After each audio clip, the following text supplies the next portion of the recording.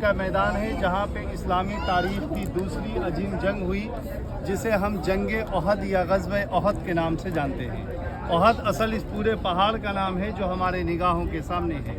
یہ وہ پہاڑ ہے جب غزوہ تبوک سے نبی کریم صلی اللہ تعالیٰ علیہ وسلم واپس آئے تو آپ نے اپنی انگلی کا اشارہ دے کر کے فرمایا حاجہ زبل المحب و محبنا، یہ پہاڑ مجھ سے اور میں اس پہاڑ سے محبت کرتا ہوں، سبحان اللہ۔ اور یہ پہاڑ جنتی ہے، کل جب دنیا فنا ہوگی تو اللہ رب العزت اس پہاڑ کو اٹھا کر جنت کے دروازے پہ رکھ دے گا، اور جو جنتی ہوں گے وہ اس کا دیدار کرتے ہوئے جنت میں داخل ہو جائیں گے۔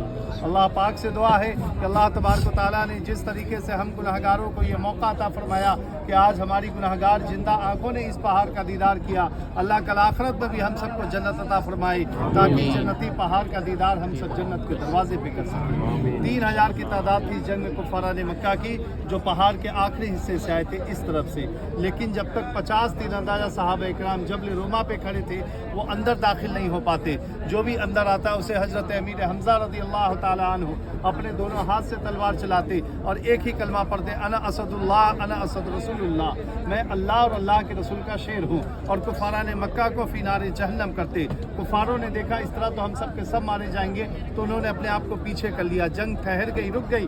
تو اس پہ جو 50 صحابہ تھے انہوں نے یہ سوچا کہ شاید اب ہم جنگ جیت گئے۔ جب وہ نیچے اترنے لگے تو عبداللہ ابن جبیر رضی اللہ تعالیٰ عنہ نے منع کیا کہ آپ نیچے مت جاؤ، کیونکہ نبی کریم صلی اللہ تعالیٰ علیہ وسلم کا حکم ابھی نہیں آیا ہے۔ تو انہوں نے کہا نبی کریم کا جو حکم تھا وہ جنگ کے دوران تھا، جنگ ہم نے فتح کر لی تو کیوں ہم اپنے وقت کو خراب کریں، برباد کریں۔ اس فکر میں وہ نیچے آئے اور جب مال غنیمت سمیٹنے میں مصروف ہو گئے تو خالد بن ولید رضی اللہ تعالیٰ عنہ اس وقت ایمان کے حالت میں نہیں تھے۔ یہ جنگ ہوئی تھی سن 3 ہجری میں، اور خالد بن ولید رضی اللہ تعالیٰ عنہ نے اسلام قبول کیا سن 8 ہجری میں، اس جنگ کے 5 سال کے بعد۔ اور خالد بن ولید وہ تھے کہ جن کے جسم کا کوئی ایک حصہ ایسا باقی نہ تھا جہاں پہ تیر اور تلوار کے نشان نہ ہو، جنہیں نبی کریم صلی اللہ تعالیٰ علیہ وسلم نے لقب دیا سیف اللہ، یعنی اللہ کی تلوار۔ ان کی سپہ سالاری میں جتنی بھی جنگیں لڑی گئیں ساری جنگیں انہوں نے فتح کی، لیکن اس وقت وہ ایمان کے حالت میں نہیں تھے۔ جیسے ہی دیکھا کہ یہ پہاڑی خالی ہو گئی تو اتنا زبردست حملہ کیا، اتنا زوردار اٹیک کیا کہ جو صحابہ اپنی تلوار میان میں رکھ چکے تھے انہیں تلوار نکالنے کا بھی موقع نہ ملا، اور جنگ کا پورا نقشہ چینج ہو گیا۔ 70 صحابہ اکرام اس جنگ میں شہید ہو گئے، اور اسی جنگ میں نبی کریم صلی اللہ تعالیٰ علیہ وسلم کے دندان مبارک بھی شہید ہوئے۔ اور جب زخمی حال میں آپ اس پہاڑ کے اوپر چڑھے تو یہ پہاڑ خوشی کے مارے لرزنے لگا، جھومنے لگا، جنبش کرنے لگا۔ نبی کریم صلی اللہ تعالیٰ علیہ وسلم نے اپنی ایڑی کا زور دے کر کے فرمایا احد تیرے اوپر ایک نبی، ایک صدیق اور 2 شہیدین کھڑے ہیں، تھم جا۔ یہ پہاڑ ٹھہر گیا، جب آپ آگے بڑھے تو یہ پہاڑ بھی سے پھٹ گیا، اندر ایک غار بن گئی، اس غار کے اندر نبی کریم صلی اللہ تعالیٰ علیہ وسلم نے آرام کیا۔